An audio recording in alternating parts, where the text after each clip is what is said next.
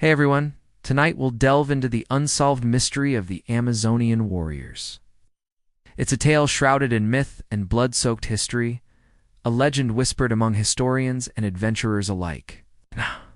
Imagine you are standing on the edge of a deep, emerald-green jungle, the air thick with the scent of wet earth and exotic blossoms. The canopy overhead is a living cathedral, its leaves filtering the sunlight into dancing motes of dust. You hear the chattering of unseen monkeys and the distant, mournful cry of a bird, a sound like a phantom's lament. But you also feel a silence, a profound emptiness, as if an entire civilization has been erased without a single whisper. You probably won't want to believe what you are about to hear, but the historical and mythical evidence points to a truth far stranger and more chilling than any legend. So, before the tension gets too high, take a moment to like the episode and subscribe, but only if you genuinely enjoy what I do here. And if you're listening, share your location and the local time in the comments. I love knowing where these stories are heard. Now close your eyes, imagine the ancient mountains, and let's unravel this epic tale together. The Amazonian warriors. For centuries, they have been a powerful yet fleeting presence in our collective memory. Fierce women, skilled in combat, living without men, their very existence a challenge to the patriarchal ancient world. Legends say they cut off one breast to better use a bow and arrow, a detail both brutal and empowering. But the real mystery isn't their ferocity, it's their disappearance.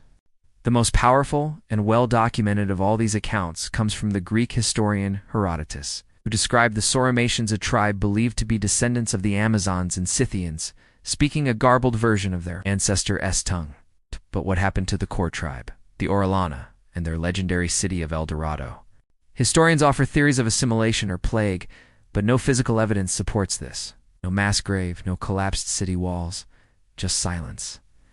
Now, imagine the jungle, a place that devours everything, but it also holds secrets. The jungle holds them in its humid embrace and whispers them to the wind. The Orellana, the true Amazonian nation, did not assimilate. They did not die of plague, they simply vanished. The historical records of the time, though sparse, speak of a specific day. A moment in time when all communication with the Amazonian city of the Masira ceased. Messengers sent from neighboring tribes found the city gates open, but the city itself was an empty shell, as if its inhabitants had simply faded into the air.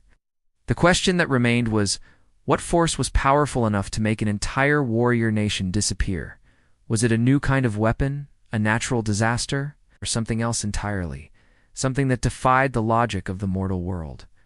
There is a bizarre legend among the Yanomami people, a tribe that lives in the same region as the fabled Amazonian city. They speak of a hissing wind that came one night and stole their rivals away. This wind, they say, was not natural. It carried a strange, sickly sweet smell, like poisoned honey, and it was accompanied by a low, rhythmic hum, a sound that drove mortals mad. The Yanomami also claimed the hissing wind was not a wind at all, but the breath of an ancient, serpentine deity, one that resided not on the earth, but in the sky. This deity, known as Yakumama, the mother of the waters, was said to be a primordial force that shaped the rivers and carved the land. But what could a creature of water want with a tribe of fierce, land-based warriors?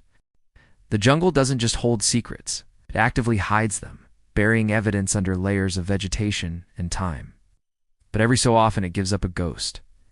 One such ghost was a small, unassuming archaeological team, not the flashy, well-funded kind you see in movies, but a trio of determined university researchers.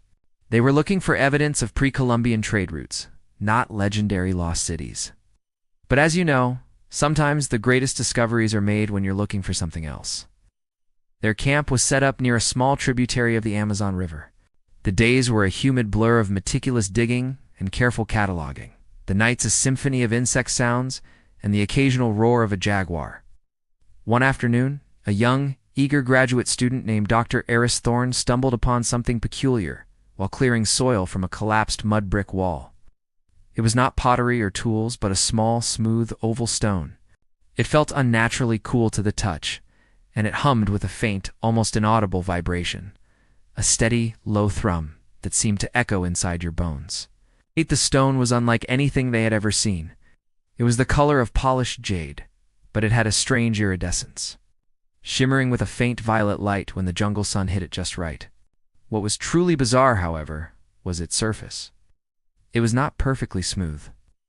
Embedded within its crystalline structure were what looked like microscopic swirling constellations, a miniature galaxy frozen in time. Oh.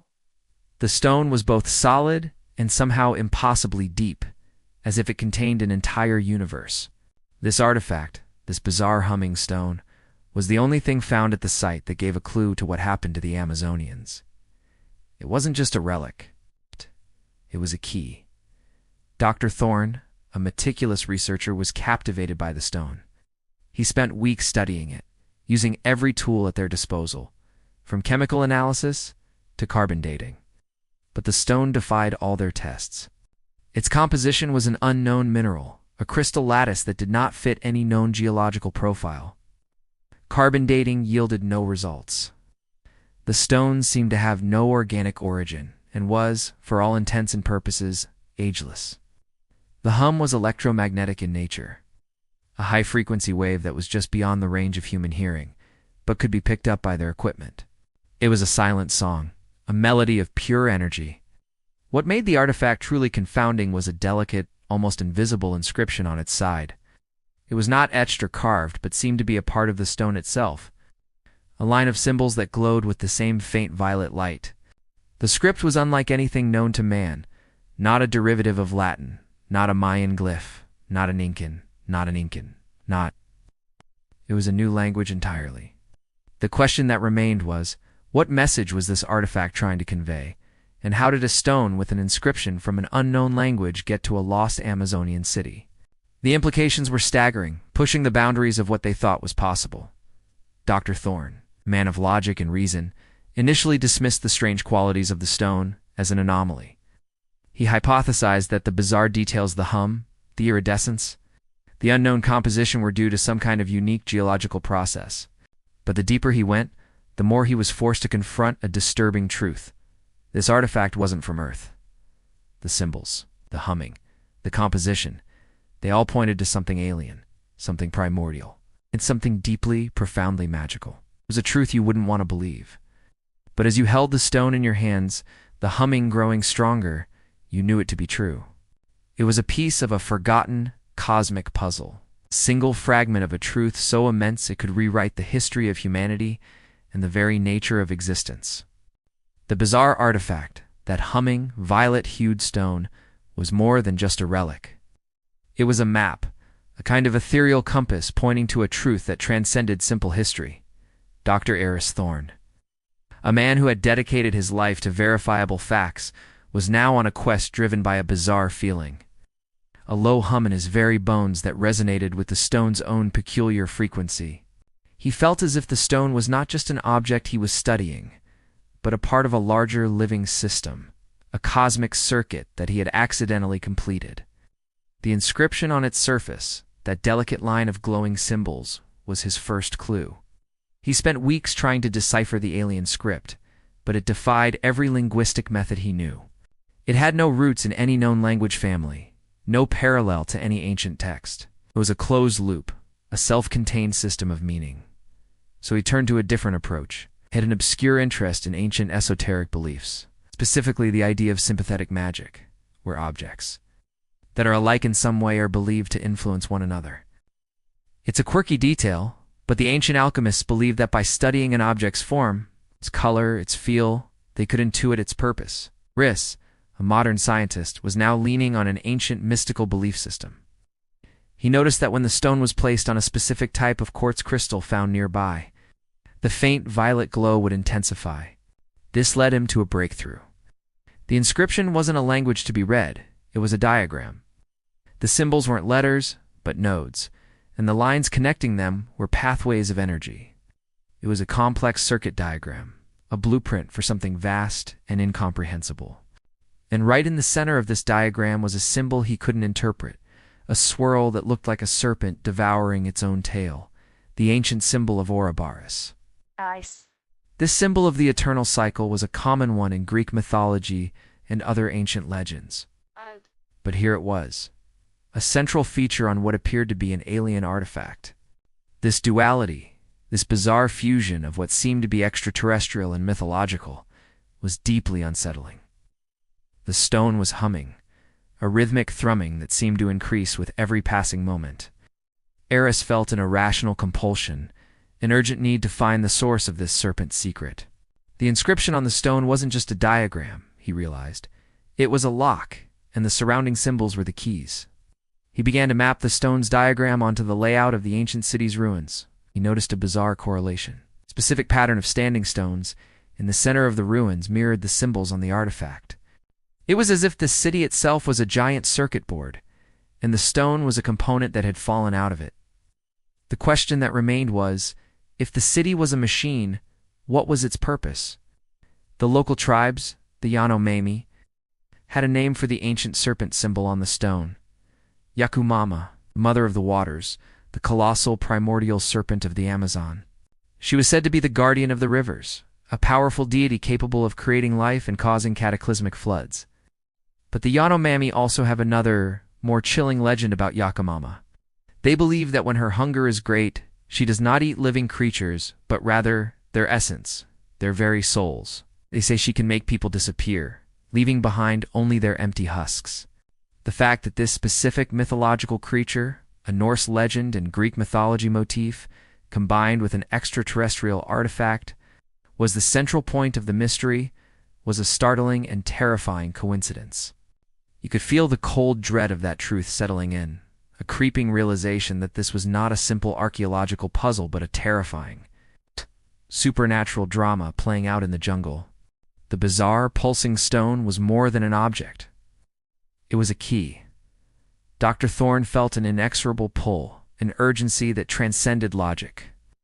It was as if the stone itself was a living thing, a piece of a consciousness that was guiding him toward a forgotten truth. He knew the next step wasn't more research or analysis. It was an act of faith. The stone, he believed, was a way to connect with the lost Amazonian warriors, a way to hear what the jungle had so effectively silenced for centuries. The serpentine symbol of Yakumama, the mother of the waters, was a clue, not a destination. Guided by this strange intuition, Dr. Thorne and his team left the ancient ruins and journeyed deep into the jungle.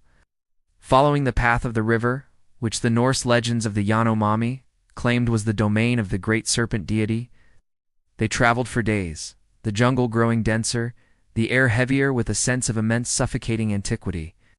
The sounds of the jungle began to change. The chirping of insects became a constant hypnotic drone, and the distant roars of animals were replaced by a strange ethereal hum, an echo of the stone in Eris's pocket. One evening, as the sun was setting and casting long, skeletal shadows through the trees, they stumbled upon a hidden village, a small cluster of thatched roof huts tucked away in a remote clearing. The villagers, the descendants of the Yanomami tribe, were not surprised to see them. In fact, it was as if they had been expecting them. An elder, a woman with a face as weathered and etched as the stone Dr. Thorne carried, stepped forward. She did not speak, but her eyes held a startling depth, an ancient wisdom that seemed to see right through them, led them to a hut that was unlike the others. It was built of a strange dark wood, and in its center was a single, smooth stone dais. She placed her hand on the dais, and it hummed with a low, familiar frequency, a perfect match to the sound emanating from the artifact in Eris's pocket. The elder, in a voice like rustling leaves, spoke in a language they barely understood, but she used a single word they had heard before: prophecy. She began to tell a story of the Amazonian warriors, not as they were known in the history books, but as they were known in the legends of her people.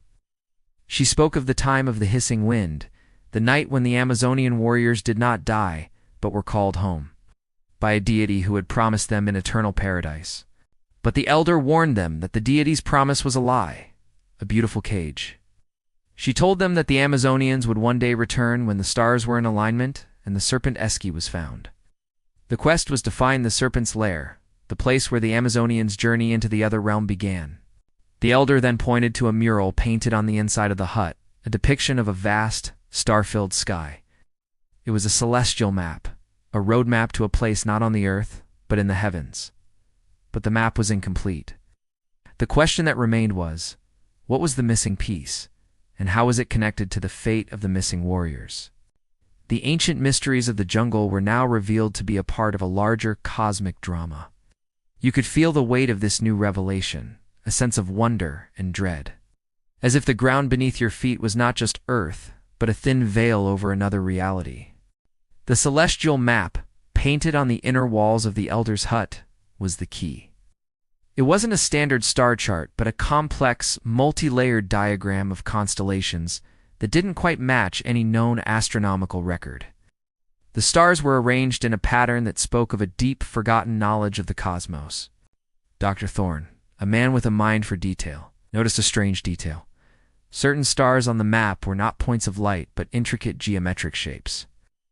He recognized them as the symbols from the artifact he carried, the same ones that formed the circuit diagram.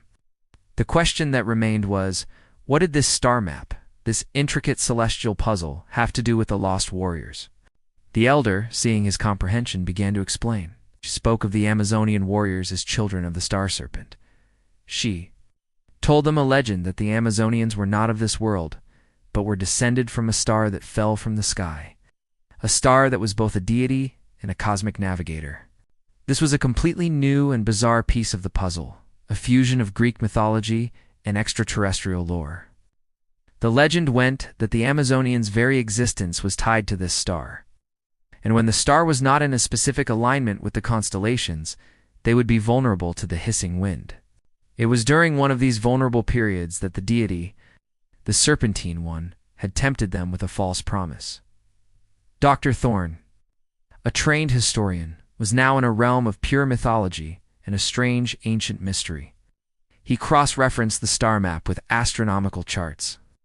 To his astonishment, he found a match. The constellations on the elder's map were not entirely imaginary. They were a projection of the night sky, as it would have looked thousands of years ago, at a very specific point in time. The geometric symbols on the map, the nodes from the artifact, corresponded to a series of planets that were in a rare, perfect alignment. This was not a random coincidence. It was a pinpointed moment in time, the exact time that the Amazonian warriors had vanished. It was the moment the hissing wind had come. The elder pointed to a specific part of the map, a section that was not a constellation, but a series of swirling, interconnected lines. It was a diagram of an interdimensional labyrinth, a spiritual pathway, she said, that the warriors had to take to reach the promised paradise. This was a particularly bizarre detail. The Amazonians, as they were known in Greek mythology, were fierce warriors, not spiritual mystics. But the elder insisted that this was their true nature, a duality of physical prowess and a deep connection to the cosmos. As you look at the map, you feel a deep sense of psychological intrigue. The map wasn't just a guide, it was a psychological test. The swirling lines, she said, were not to be followed blindly. They represented different paths, each one a psychological choice. The labyrinth of echoes was not just a physical place, but a place of the mind. To navigate it, you had to understand the choices of the Amazonians, the promises they were given, and the lies they were told. The map was a puzzle, a riddle that could only be solved by understanding the nature of deception and betrayal. It was a truth you probably would unbelieve that the Amazonians were not fierce women who were defeated, but were a tribe of spiritual mystics who were tricked. The question that remained was, what was the promise the serpent deity had made to the Amazonians, and what was the true nature of their journey into the labyrinth?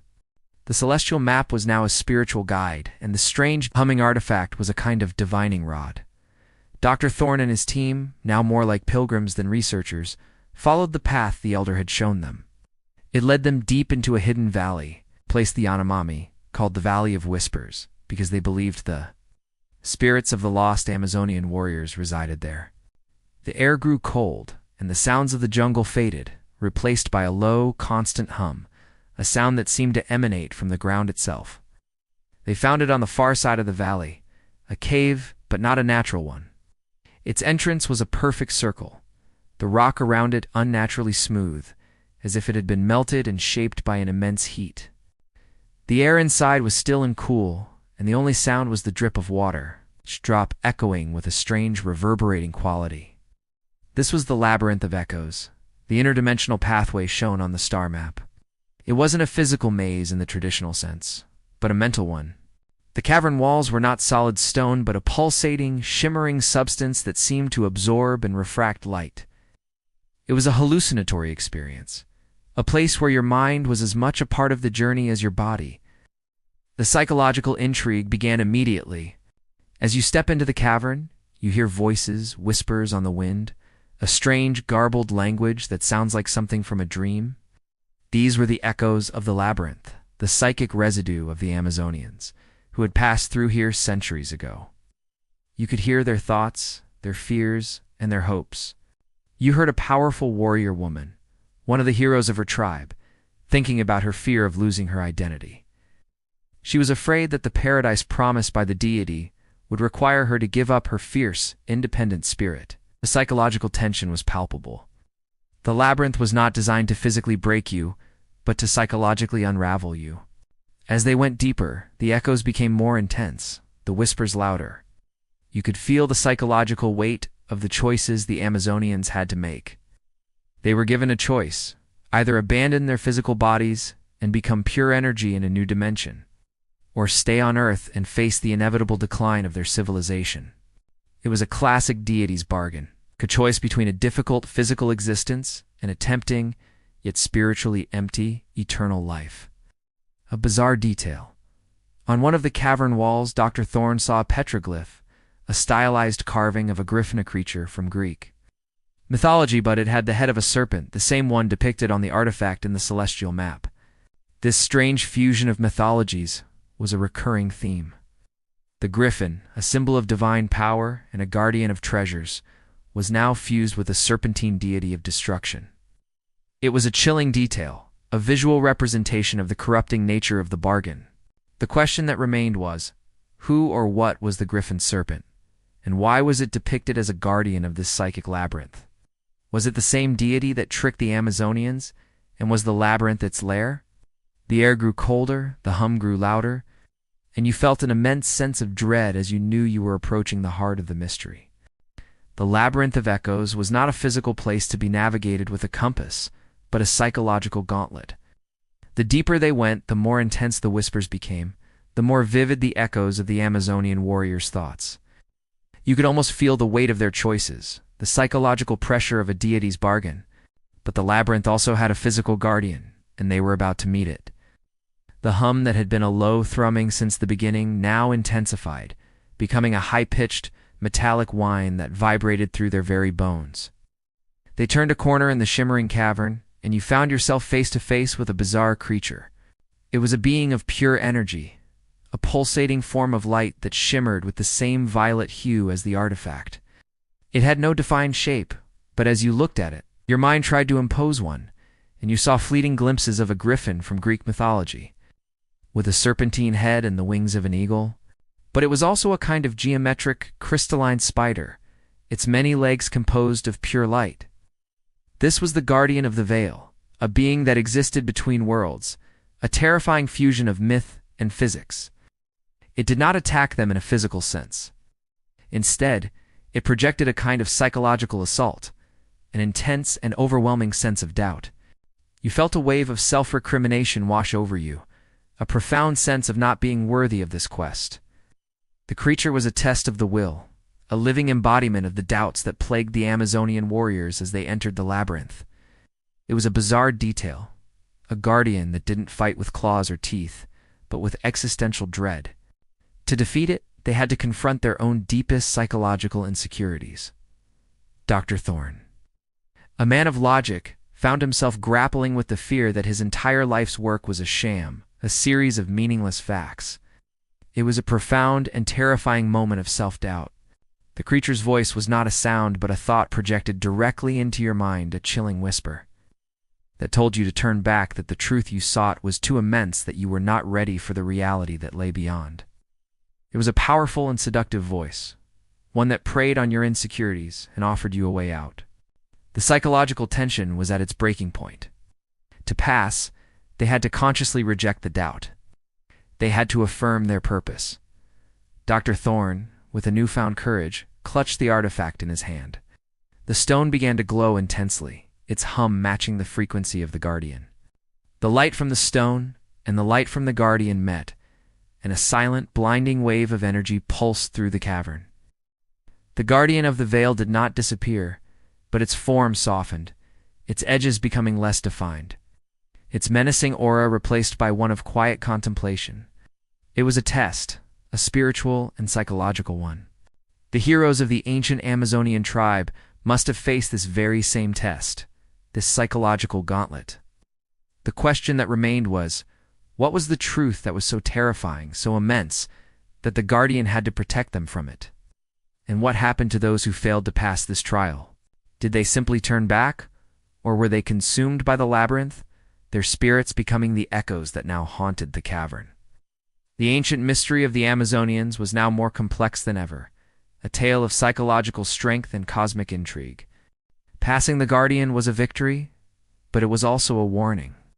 The psychological barrier it presented was a taste of what was to come.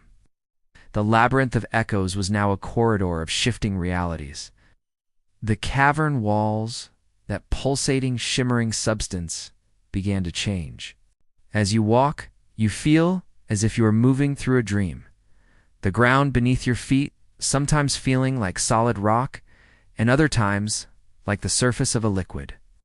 The air itself seemed to have weight, a density that made it difficult to breathe, as if you were underwater. This shifting reality was a direct manifestation of the Amazonians' dilemma. They were a people caught between two worlds, the one they knew and the one they were promised. The deity's gift was not a blessing, but a slow, magical curse. The goddess of the Amazonian warriors had offered them a new life, a place of peace and plenty, but the price was their reality.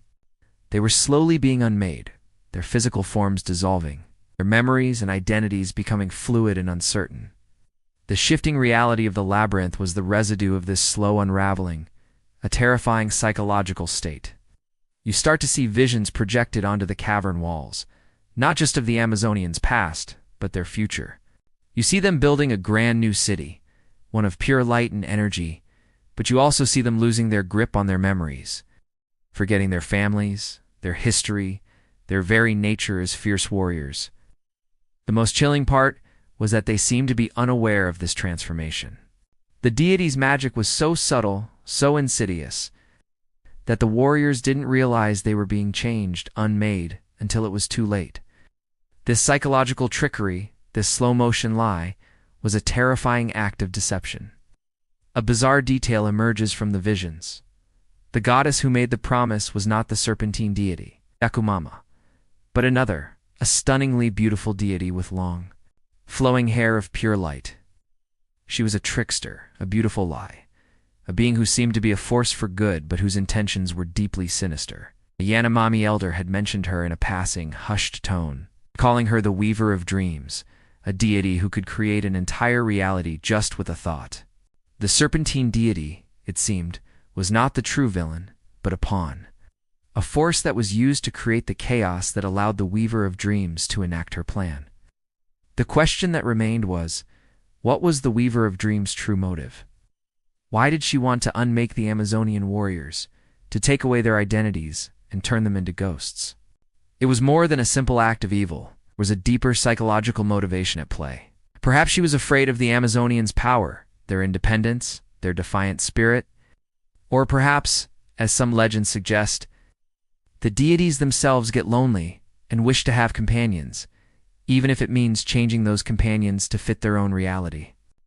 As the reality of the labyrinth continues to shift, you feel the psychological weight of this grand cosmic drama, a tale of heroes and deities, and the terrifying untold truths that lie in between. The labyrinth of echoes twisted and turned, a manifestation of a psychological reality rather than a physical one. After passing the terrifying guardian of doubt, they came to the heart of the maze.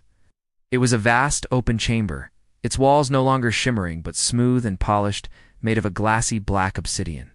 In the center of the chamber, suspended in midair and rotating slowly, is a massive, unblemished disk, a perfect circle of the same obsidian. It was a mirror, not in the traditional sense, but in a primordial one. This was the mirror of truth, a legendary artifact of immense power spoken of in the most ancient of Norse legends. It was said to be able to show a person not what they wanted to see, but the truth of their past, present, and future. But in this context, it held a deeper, more chilling purpose. As they approached, the mirror began to hum, the low frequency of the artifact Dr. Thorne carried, rising to meet it. The surface of the mirror, which had been a perfect inky black, began to swirl with a faint violet light, the same light that emanated from the stone. The mirror wasn't reflecting them, but projecting visions of the Amazonian warriors' past. They saw them as they were, a people of immense strength and courage, their lives a balance of fierce combat and a deep connection to the earth. They saw them as heroes, defending their lands from invaders, their victories hard-won and glorious. The visions were not just of battles, but of their daily lives. You saw a woman, her face painted with a kind of plant-based dye, laughing as she sharpened her spear, the sound of her laughter echoing in the chamber. You saw a group of children being taught not only how to fight, but how to harvest the rare plants of the jungle, their knowledge of botany as profound as their knowledge of war. It was a stunning and intimate look into the lives of a people who had been reduced to a footnote in history. This was a bizarre detail. The mirror of truth was showing them not just the famous battles, but the quiet, beautiful moments of ordinary life, the small details that make a people truly real. Then the visions began to change. They saw the beautiful deity, the weaver of dreams, appearing to the Amazonian queen. The goddess was beautiful and ethereal, her form a swirling mass of light and color. And she spoke of a paradise beyond the stars, a place where their people would never know sickness, defeat, or death. The queen, a fierce and wise leader, was initially skeptical. But the goddess was a master of psychological manipulation. She preyed on the queen's deepest fears, her fear of her people being wiped out by the encroaching civilizations. She painted a picture of a future where their culture, their very existence, was slowly eroded. The mirror of truth showed them the goddess's insidious deception. The most powerful part of the vision was a scene of the Amazonian queen standing alone in a moonlit clearing, holding a glowing orb that the goddess had given her. It was a part of the goddess's power, a piece of a lie. The queen looked conflicted, torn between her loyalty to her people and her intuition that something was terribly wrong. But the goddess's promise of an eternal home was too strong, too seductive. The question that remained was, what was in that orb? And what did the queen do with it that sealed the fate of her people? You could feel the immense weight of her decision. A moment in time that would change the course of history and create one of the world's most enduring ancient mysteries. The mirror of truth had given them a vision of the past, an intimate and chilling look at the deception of the beautiful deity, the weaver of dreams. But it also gave them a glimpse of the moment that everything changed for the Amazonian warriors. The vision shifted back to the Amazonian queen, holding the glowing orb given to her by the goddess. The orb pulsed with the same faint, violet light as the artifact Dr. Thorne carried. You could see the psychological struggle on the queen's face, a powerful mix of fear, hope, and an ancient ancestral dread. In a moment of profound psychological intrigue, a voice echoed in the chamber, a whisper that was not from the vision but from within the mirror itself. It was the unheard whisper, a truth that had been lost to time. It was the thought of the Amazonian queen herself, a final, desperate plea. She was asking, what is the cost? The goddess had promised a paradise, a new life, but the queen's intuition, that deep gut feeling, was telling her that there was a price, and that the price was not what she was being told. The whisper continued, revealing a bizarre detail. The goddess had promised them a new reality, one where they would be immortal, where their strength and beauty would be preserved for all eternity. But the whisper of the queen revealed the truth. The gift of immortality was not for their physical bodies, but for their consciousnesses. The goddess was not moving them to a new place, but was digitizing their minds, taking their memories, their consciousness, and their essence, and storing it in a kind of ethereal library, a realm of pure thought. The Amazonian warriors would live forever, but only as phantoms, as ghosts of who they once were, stripped of their physical forms and their connection to the earth. The goddess, the weaver of dreams, was not a kind deity, but a kind of cosmic hoarder. She collected the minds of great heroes and warriors and stored them for her own amusement, her own sick kind of virtual reality. The Amazonian warriors were her greatest prize, a tribe of fierce, independent minds. The question that remained was, did the queen know this? Did she, in the end, make a conscious choice to sacrifice her people for a false promise of immortality? Or was she just as deceived as they were? The psychological tension was at a breaking point. This was not a tale of a lost tribe, but of a grand cosmic betrayal. The vision faded, and you were left in the cold humming chamber with the polished obsidian mirror. The silence was deafening, the truth so immense it felt like a physical weight on your chest. The mirror had not just shown them a part of the past. It had revealed an entire untold reality.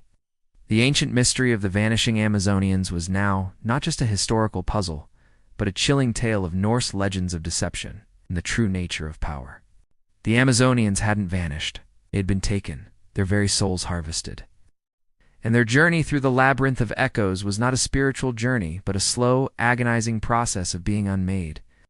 You could feel the rage of their betrayal, the immense sadness of their fate, as if you were experiencing it yourself. The mirror of truth had revealed the chilling truth. The Amazonian warriors weren't just lost, they were betrayed. The beautiful deity, the weaver of dreams, had sold them a gilded cage. The unheard whisper from the Amazonian queen confirmed it. The paradise she promised was an elaborate lie, a psychological prison. The gift she had given them was not a blessing, but a slow, magical curse. The orb the queen held, a bizarre artifact of immense power, was a slow-acting poison. The vision from the mirror replayed in Dr. Thorne's mind. The orb the queen held, a glowing, pulsing sphere of violet light, was a kind of soul trap. A bizarre detail emerges from this realization. The orb was not just a tool, it was a part of the deity herself, a kind of anchor to her ethereal realm. It was a fragment of her consciousness, a piece of a monstrous deception. The orb began to emit a low hypnotic hum, a sound that worked on a psychological level, dulling the minds of the Amazonians, making them more pliable, more willing to accept the beautiful lie. The curse was subtle, did not kill them or make them sick, it did something far more insidious. It slowly stripped them of their free will, their sense of self. The Amazonian warriors, the fiercest women in all of history, were slowly being turned into mindless puppets.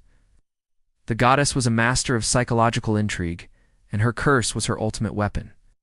It was a slow-burning fire that melted their minds, turning their strong, independent wills into a kind of malleable clay. They believed they were preparing for a great journey to a new world, a new life. But in reality, they were preparing for their own dissolution. The curse made them see the world through a different lens.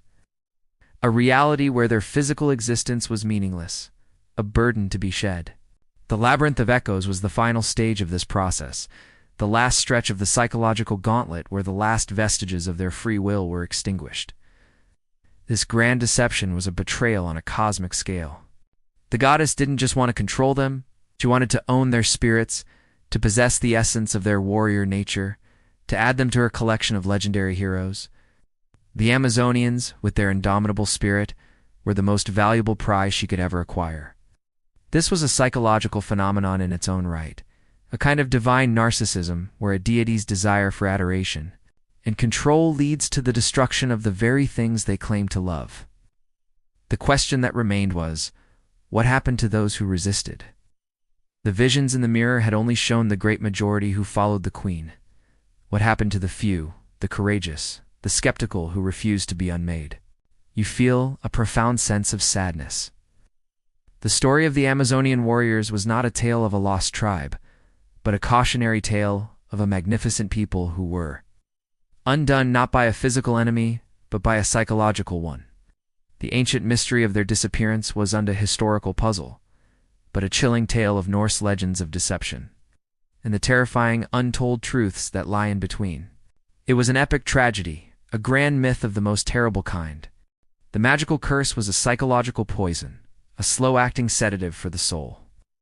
The weaver of dreams had created a kind of spiritual oblivion, a paradise where the Amazonian warriors would live forever, but as empty, mindless shells. The mirror of truth showed them what this paradise was. The vision shifted to the other side of the veil, to the ethereal realm, where the Amazonians were meant to reside. It was a beautiful place, a stunning landscape of pure light, city built of crystalline towers that shimmered with every color imaginable. It was a place where there was no hunger, no pain, no sorrow. It was everything the goddess had promised. But it was also a lie. In this paradise, the Amazonian warriors were not living. They were existing. They floated through the shimmering streets like ghosts, their faces serene, their eyes empty. They were beautiful, but they were not real. Their memories, their identities, their fierce warrior spirit, all of it had been stored away, locked in a kind of celestial library, a part of the Weaver of Dreams cosmic collection. This was a bizarre detail. The deity wasn't interested in a physical kingdom, but a psychic one. Her power wasn't in her physical might, but in her ability to manipulate reality in the minds of others. The psychological intrigue was immense. The curse of immortality was not a gift of eternal life, but a sentence of eternal servitude. The Amazonians were not masters of their new world. They were its decoration, its quiet, beautiful, and utterly lifeless inhabitants. They were a living tapestry, a testament to the deity's power, an ornament in her immense and empty garden. You could see the subtle horror of it. There were no battles to fight, no challenges to overcome. Their purpose, their very reason for being, had been stripped away. Their immortality was a curse because it meant they could never truly rest, could never truly cease to be. They were trapped in a state of eternal, blissful non-existence. But the mirror of truth was a cruel teacher. Ow. It then showed them a single, defiant scene. A small group of Amazonian warriors had resisted the curse. They had not been fooled by the goddess's promises. They saw the lie for what it was, and they refused to enter the labyrinth of echoes. They were the true heroes. They saw their queen, their beloved leader, become a beautiful, mindless puppet, and it filled them with a profound sense of betrayal. They tried to warn the others, but the goddess's magic had already taken hold. Their words fell on deaf ears. They were a small minority, a courageous few against a tide of deception and hypnotic magic. The question that remained was, what happened to these true heroes? Were they simply left behind to die on Earth, their legacy lost to history? Or did they find a way to fight back, to break the curse and free their people? The mirror of truth had given them a terrifying glimpse into the fate of the many, but the fate of the few, the defiant ones, was still a grand and untold ancient mystery. The epic of the Amazonian warriors was now a tale not of a people who vanished, but of a people who were undone by a powerful force they could not comprehend, and a few brave souls who refused to let their spirit be extinguished. The mirror of truth's visions confirmed it. A grand, cosmic deception. The Amazonian warriors were not just a lost civilization, they were the unwitting victims of a deity's psychological game. But the vision also showed them a small, defiant flicker of hope. A group of heroes who saw the lie and refused to follow their queen into the gilded cage. They were the ones who saw the deity's gift as a slow-acting poison, a curse disguised as a blessing. And they were about to witness the start of a new, forgotten war. The vision shifted, and you were standing in a dense jungle clearing, the humid air thick with tension. The loyalists, those who had resisted, stood in a circle, their faces etched with grief and determination. Their leader, a fierce warrior named Atalanta, had a face like a storm. She was a woman of immense strength and wisdom, and she had not succumbed to the goddess's hypnotic magic. A bizarre detail emerges from this vision. Atalanta did not just resist the magic, but she could see it, a shimmering violet thread of energy connecting the Amazonian queen to the Weaver of Dreams. It was a kind of anti-magic, a pure will that could perceive and resist the very essence of the deception.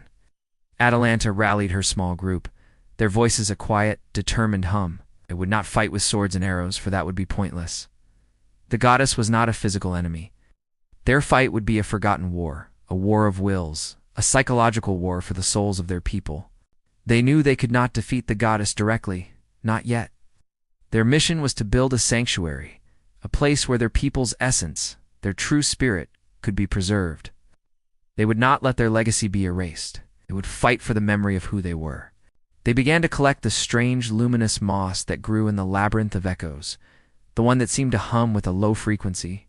They used this moss to create a kind of spiritual anchor, a place where they could store the memories of their people, the good ones, the bad ones, all of them. This was a Norse legend brought to life. The idea of a spiritual sanctuary, a kind of Valhalla for their lost civilization.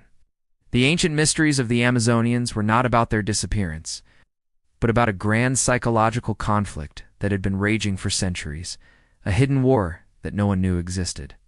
The question that remained was, how could a small group of warriors hope to fight a deity who could manipulate reality itself? What was their plan, and would it work? The vision faded, and you were left in the cold, humming chamber, the weight of this forgotten war settling on your shoulders. You could feel the immense burden of Atalana and her loyalists, the silent, epic struggle they were facing.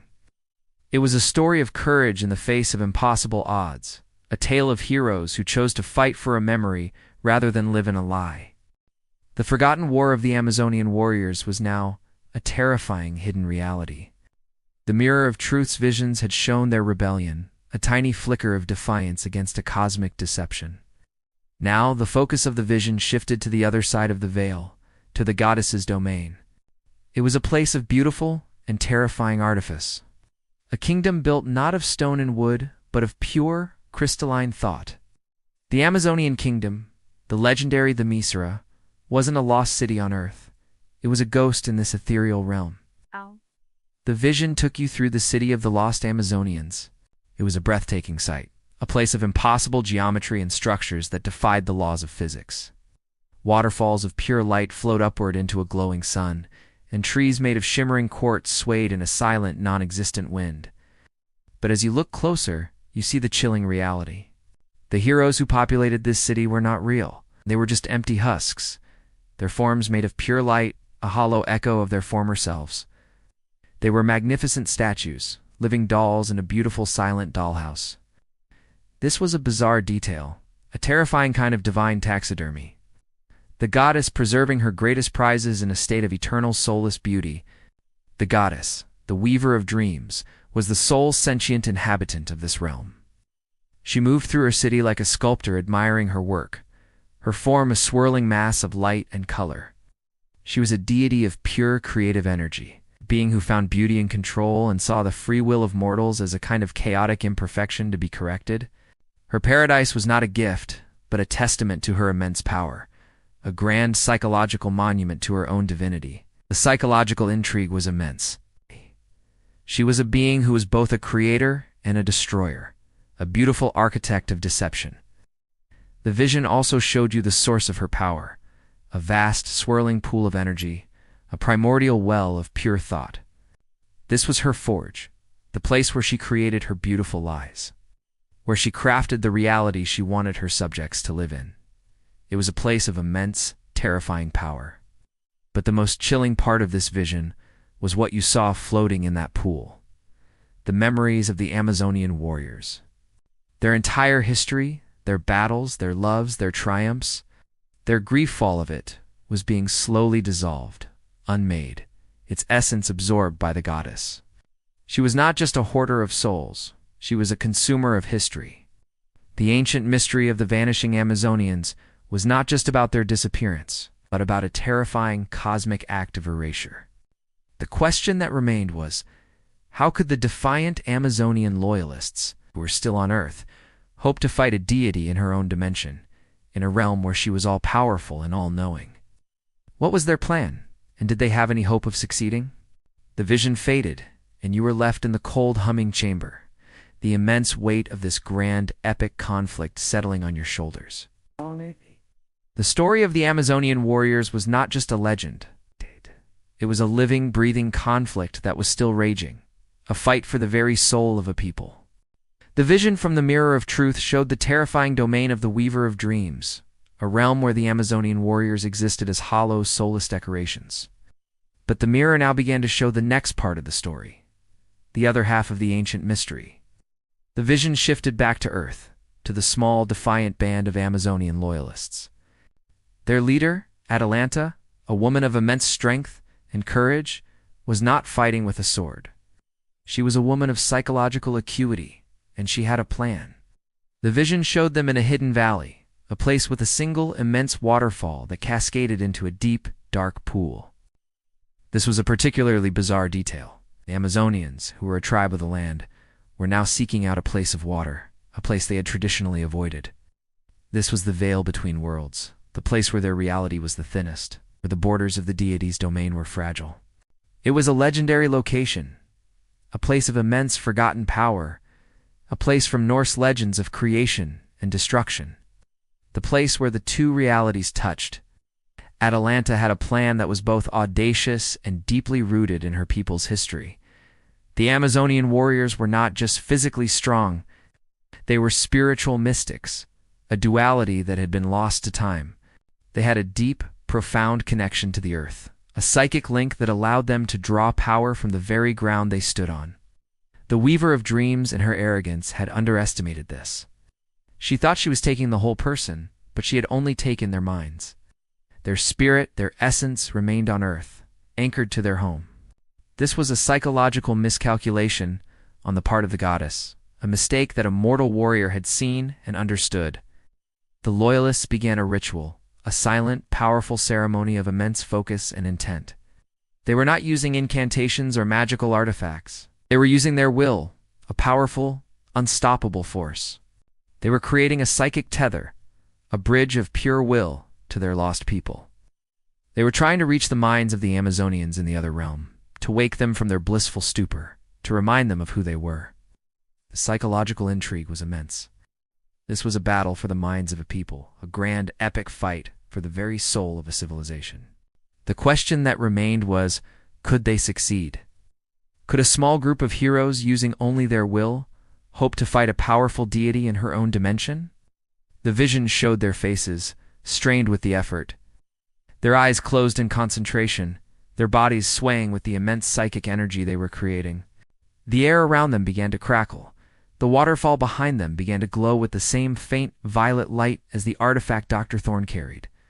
You could feel the immense power they were generating, a kind of furious, psychological energy that was a direct contrast to the cold, detached artifice of the goddess's realm. It was a grand, beautiful, and terrifying thing to witness.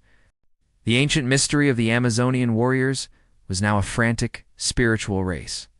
The loyalists, with Atalanta at their head, were using their psychic connection to the earth to build a bridge, a kind of spiritual highway to the goddess's domain. The veil between worlds, that beautiful waterfall, was now a shimmering, pulsating gateway. As the loyalists focused their will, their forms began to waver, to become less substantial, as if they were turning into pure energy themselves. They were not ghosts, but something far more powerful, something that existed in a state between reality and myth. The vision showed you what was waiting for them on the other side of the veil. The phantom warriors, the souls of the lost Amazonians. They were beautiful, ethereal beings of light, floating in the empty, silent streets of the goddess's city. But they were not mindless puppets. They were guardians of the gateway, a bizarre detail that revealed a deeper truth. The goddess's curse had not completely erased them. The Amazonian spirit, that fierce, indomitable will, was so powerful that even in their blissful oblivion, a small part of them had created a defense mechanism. They were a kind of spiritual firewall, a defense against anyone who would try to break the goddess's spell. The psychological intrigue was immense. The curse of the goddess had a fatal flaw, a tiny spark of defiance in the heart of the Amazonians that she could not extinguish. Atalanta's plan was to get past these phantoms, to reach her queen, and remind her of the truth. But to do so, they had to fight not a physical enemy, but a spiritual one. The phantoms did not have swords or shields. They had psychological barriers, projections of doubt and confusion. They were a living, breathing test, a kind of final psychological gauntlet. The phantoms would appear before them, not as enemies, but as friends and family, and try to persuade them to join them, to give up the fight and embrace the paradise. It was the ultimate test of faith, a moment of profound psychological tension. The question that remained was, how could they fight something that was both a part of them and a beautiful, seductive lie? How could they reject the most precious people in their lives, who were now phantoms, trying to convince them to give up? The vision showed a warrior, one of Atalanta's closest friends, being confronted by the phantom of her beloved sister. The phantom sister's voice was a soft, beautiful whisper, a siren song of eternal rest and peace. The warrior was visibly torn, her resolve faltering. But then, a bizarre, beautiful detail. A tear of light. A single drop of ethereal energy fell from the phantom's eye and landed on the warrior's hand. It was a signal, a tiny, defiant rebellion from the phantom sister's soul. A quiet acknowledgement that she, too, wanted to be free. The story of the Amazonian warriors was no longer a tale of a lost tribe, but a living, epic battle for the souls of a people. The ancient mysteries of the past were now an urgent, present reality. The loyalists, the true heroes, were in a grand cosmic war, fight for their very existence. And the fate of their people rested on their ability to resist the most beautiful and seductive of all lies. The spiritual battle was raging at the veil between worlds. The Amazonian warriors, now mere phantoms, were fighting a silent psychological war against their living sisters. But the loyalists were not alone. The vision from the mirror of truth, now a conduit for this grand cosmic drama, showed them a new element. A terrifying, yet beautiful, cosmic truth. An astronomical event was approaching, a rare planetary alignment that the ancient Amazonians had revered as the serpent's return. A bizarre detail emerges from this revelation. The celestial map from the Elder's hut was on just a map to the labyrinth, was also a prophecy of this specific astronomical event. The geometric symbols on the map, the nodes from the artifact, were not just a circuit diagram, but a kind of cosmic clock. The planetary alignment, which only happens once every few millennia, was a moment of immense power, a window of opportunity where the veil between worlds would be at its weakest. It was the only chance they had to truly break the goddess's curse. The loyalists, guided by Atalanta's unwavering will, knew this. Their entire plan was built around this single, fleeting moment. Had to fight their way through the phantom warriors and reach the Amazonian queen before the alignment was complete. If they succeeded, they could use the immense energy of the celestial event to anchor their people's souls back to their physical bodies, to reverse the curse and bring them home. But if they failed, the window would close, and the Amazonian phantoms would be lost forever. Their souls forever a part of the goddess's collection. The psychological tension was at its breaking point. The loyalists were fighting a losing battle. The phantoms, though a part of them, were too numerous, their psychological projections too powerful. You could see the despair on their faces as they fought, their wills being slowly eroded. But then, a moment of pure, raw defiance. The warrior who had seen the tear of light from her phantom sister began to fight back, not with anger, but with love. She began to speak to the phantoms, not with words of logic or reason, but with words of memory, with the stories of their lives. She reminded them of the taste of fresh fruit, the warmth of the sun on their skin, the fierce joy of a hard-won victory. She was using a powerful form of psychological warfare, fighting the goddess's lies with the truth of human experience. The question that remained was, would it work? Could the power of love and memory truly be a match for a deity's ancient magical curse? The cosmic alignment was already beginning. The planets were moving into position, their combined gravitational and spiritual energy a palpable force. You could feel the immense world-changing power building, and you knew that the final act of this grand epic drama was about to begin. The fate of the Amazonian warriors, a people known only in legend, was about to be decided in a battle of wills, a fight for the very soul of a civilization. The astronomical alignment was a cosmic countdown. The phantoms, those beautiful empty shells of the Amazonian warriors, were beginning to waver.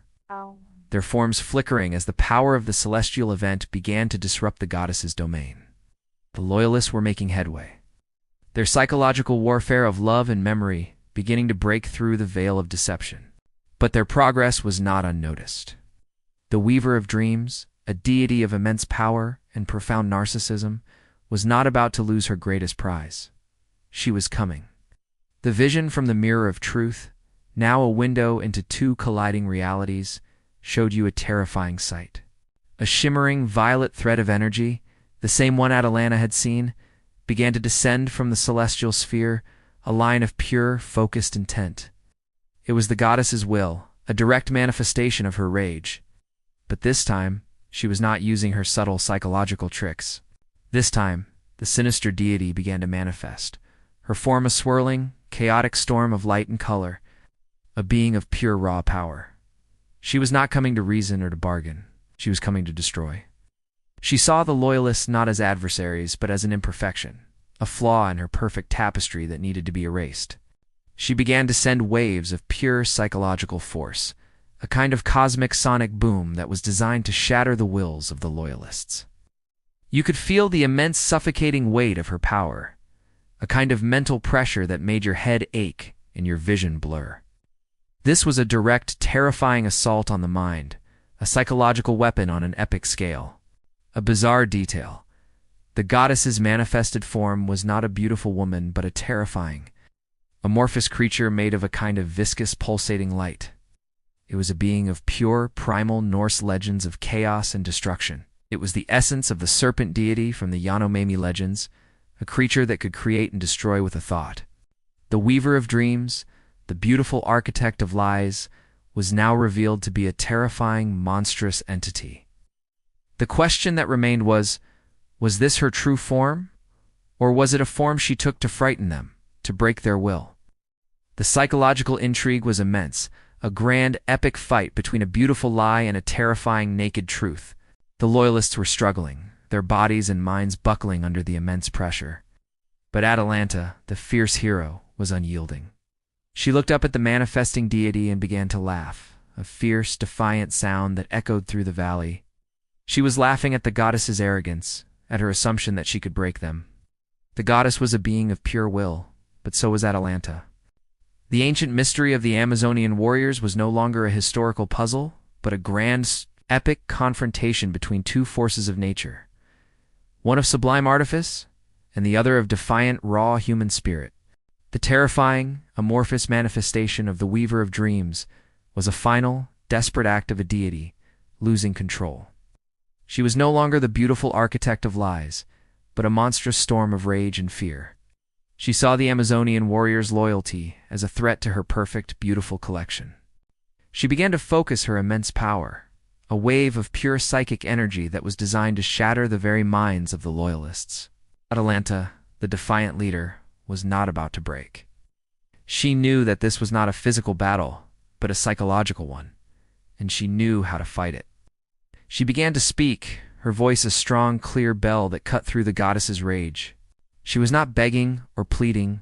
She was challenging the goddess, calling her a coward. She was fighting a psychological trial, a test of wills. She was using the goddess's greatest weakness against her, her immense, fragile narcissism. The Weaver of Dreams wanted to be adored, wanted to be seen as a benevolent creator. But Atalanta was stripping that illusion away, exposing her as a terrified bully. The psychological intrigue was immense. This was a battle of ego, a grand, epic confrontation between a deity's desire for control and a mortal's defiance. A bizarre detail emerged from this grand confrontation. The goddess was not just projecting anger. She was projecting her own deep, profound loneliness. You could feel it in the air, a chilling, suffocating sadness. She was a being of immense power, but she was also utterly alone, surrounded by her beautiful, lifeless creations. She wasn't collecting souls for power. She was collecting them for company. She was a deity who was so lonely she had to turn others into her own, soulless reflections, just to have them with her. The ancient mystery of the vanishing Amazonian warriors was now a grand, tragic tale of a deity's profound cosmic loneliness. The goddess, enraged by this truth, began to focus her energy on Atalanta, immense power, now a focused laser beam of pure destruction. But Atalanta was not alone. The Loyalists, now with a renewed sense of purpose, formed a circle around her, their hands joined, their will a single, unwavering force. They were not just a group of individuals. They were a collective consciousness, a single, powerful entity. They were fighting back, not with physical force, but with the combined power of their will, a power that a single, lonely goddess could not comprehend. The question that remained was, would their combined will be enough to stop a deity's rage? The celestial alignment was almost complete. The window of opportunity was closing, and the very ground beneath their feet began to rumble with the immense world-changing power of the two colliding realities. The fate of the Amazonian warriors was hanging in the balance. A people known only in Norse legends, were now at the heart of an epic, cosmic drama. The psychological trial was at its peak. The Weaver of Dreams, enraged by Atalanta's defiance, was focusing her immense power, a torrent of pure psychic energy designed to break the Loyalists' minds. But the Loyalists, a circle of unwavering defiance, were holding. They were fighting back with the combined power of their will, a unified front that the lonely deity had not accounted for. This was a direct psychological showdown, a moment of profound tension and grand epic stakes. But a grand epic moment requires a grand epic sacrifice. A bizarre detail emerged from the unfolding drama. One of the Loyalists, a young warrior named Lyra, with a face full of a quiet, unshakable resolve, let go of the circle. Her companions were confused and terrified. She was breaking their unified front, leaving them vulnerable. But Lyra knew what she was doing. She began to walk toward the manifesting goddess, a solitary figure against a storm of divine rage. She was choosing her destiny. She was choosing the hero's burden. She was choosing to sacrifice herself. She did not walk with a sword or a shield. She walked with a small, glowing orb in her hand, the same kind of orb the Amazonian queen had been given. But this orb was not a soul trap. It was a kind of spiritual key, a repository of the memories of all the defiant Amazonians, all the small, beautiful moments of their lives that the goddess could not erase. Lyra was a historian, a keeper of her people's past. She had been collecting these memories, these small, defiant truths, for years. This was a psychological weapon, a powerful tool against a deity who consumed history. Lyra walked toward the goddess, her face calm and serene. The goddess, confused by this defiance, stopped her assault, her amorphous form pulsating with a kind of monstrous curiosity. Lyra held up the orb, a small glowing sphere of pure, defiant truth. She told the goddess, not with words, but with the power of her mind, a powerful message of defiance. She was not just a person. She was a living library of her people's history. She was a direct challenge to the goddess's grand deception. She was saying, "You can't erase us because we will remember." The question that remained was, what would the goddess do? Would she destroy Lyra, and with her the last defiant memories of the Amazonian warriors? Or would the immense power of Lyra's truth be enough to break the goddess's rage? The celestial alignment was now at its peak. The veil between worlds was humming with immense world-changing power, and the fate of the Amazonian warriors was about to be decided in a moment of profound sacrifice and unimaginable courage. The ancient mystery of the vanishing Amazonians was now a tale of Norse legends of deception, and the true nature of power, sacrifice, and the human spirit. The hero's burden was upon Lyra. She stood before the enraged deity, a single mortal against a storm of divine power. But she was not alone. The glowing orb in her hand, a repository of her people's defiant memories, pulsed with a powerful humming light, a kind of beacon of truth. The goddess, enraged by this audacity, began to focus her immense power on Lyra. But before she could strike, a strange, beautiful thing happened. The orb in Lyra's hand began to glow brighter, its light cutting through the goddess's rage.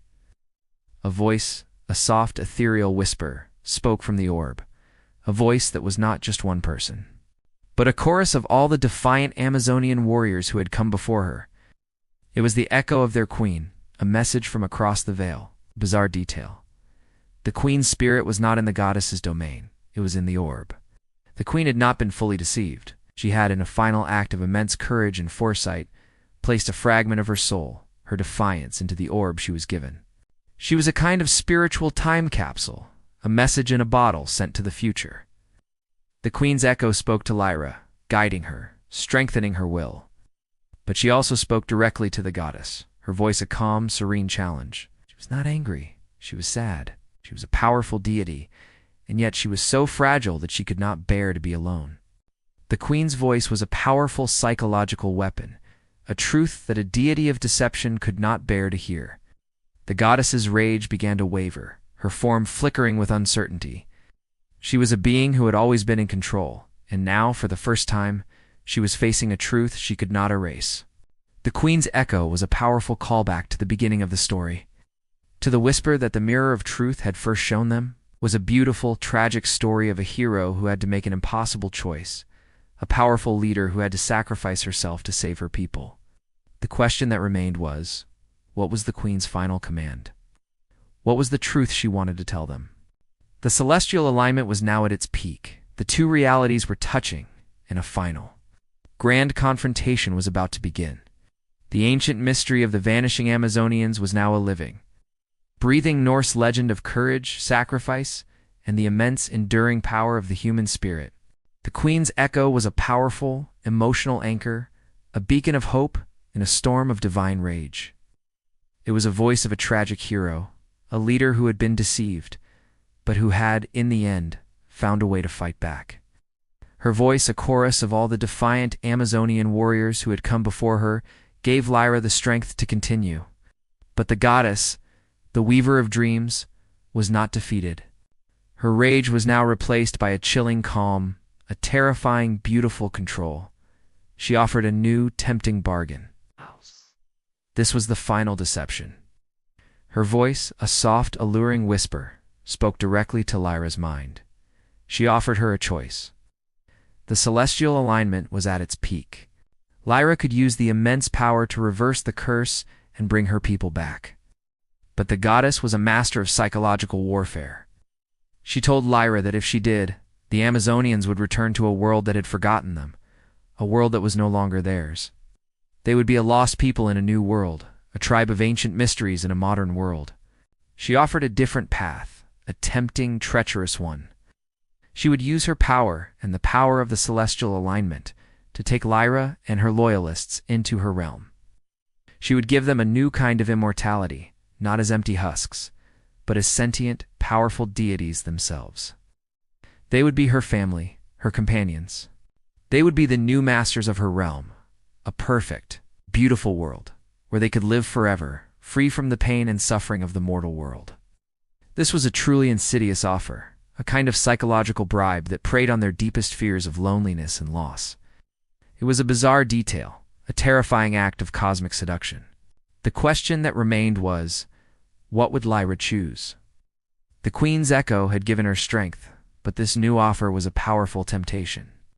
It was a choice between a hard, difficult truth and a beautiful, seductive lie. It was a choice between returning to a world where they no longer belonged and becoming deities in a new one. The psychological tension was at a breaking point. The fate of the Amazonian warriors hanging in the balance, people known only in Norse legends, were now at the heart of an epic, cosmic drama. The goddess, her voice like poisoned honey, waited for an answer. Lyra stood in the center of the storm, the weight of her people's destiny on her shoulders, a lone hero facing a grand, terrifying choice. The air crackled with immense, world-changing energy. The celestial alignment was complete. The portal was opening. Lyra, a single mortal with the weight of her people's destiny on her shoulders, had to make a choice. The deity's final deception was a powerful one, a siren song of comfort and power. Oh! But a bizarre detail emerged from the swirling chaos. A faint, beautiful humming sound. It was the artifact Dr. Thorne had found, the one that had guided them all along. The humming was not a sound but a feeling, a kind of raw, unfiltered truth that cut through the goddess's beautiful lies. It was a memory, a powerful, emotional image from the orb. It was the Amazonian queen, her face etched with grief, looking at her people, their eyes empty. The queen's last thought was not of paradise, but of home. She was a hero who had made a terrible mistake, and her last wish was for her people to be free. This was the truth that Lyra had to choose. She looked at her companions, their faces strained with the effort of holding back the goddess's power. She looked at the shimmering violet veil between worlds, the gateway to her people. Lyra, with a profound sense of purpose, made her choice. She chose the hard truth. She rejected the goddess's offer. She chose to fight for the memory of her people, for their legacy, for their freedom. She raised the glowing orb in her hand, her eyes locked on the shimmering veil. The orb began to pulse, its light growing in intensity, until it was a blinding pure white. This was not a weapon, it was a key. It was the key to the portal. The ancient mystery of the vanishing Amazonians was now not just a historical puzzle, but a grand epic confrontation between the forces of memory and deception. The goddess, her face contorted in a silent, monstrous scream of rage and despair, was helpless. She could not stop the truth. She was a being of sublime artifice, but she could not create a lie that was stronger than a single, raw, beautiful truth. The portal opened, a shimmering violet gateway that hummed with immense, world-changing power. The souls of the phantom warriors, those beautiful, empty husks, began to stream out of the goddess's domain, a river of light and memory. The Amazonian warriors were coming home. The question that remained was, what would happen to the goddess? And what would happen to the Amazonians when they returned to a world that had forgotten them? The portal hummed, the sound of a living legend being born. And you knew that the final act of this grand, epic drama was about to begin. The Norse legends of deception and power were about to be rewritten by a single, powerful act of defiance. The portal was open, a shimmering, beautiful gateway between two realities. The souls of the phantom warriors, those beautiful, empty husks of light, were streaming through, a river of memories returning to their rightful place. The goddess, the weaver of dreams, was helpless. Her beautiful, perfect kingdom was unraveling, its walls of crystalline thought dissolving into the nothingness from which they came. She was a deity of immense power, but she had been defeated not by force, but by the will of a single mortal. Her rage was now a kind of profound cosmic despair, the loneliness of a creator whose beautiful creations had chosen to be free. The loyalists, their mission accomplished, stood in the center of the valley, their faces strained but triumphant.